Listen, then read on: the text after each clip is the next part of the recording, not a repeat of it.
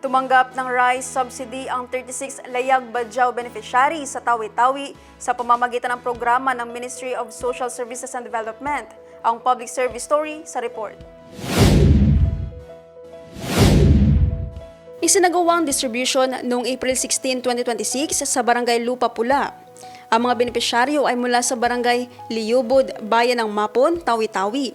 Ayon sa MSSD, ang bawat beneficiary ay tumatanggap ng 25 kilos ng bigas kada buwan bilang suporta sa food security at upang maibsan ang gastusin sa pagkain ng mga pamilyang kabilang sa mahihirap at vulnerable na sektor.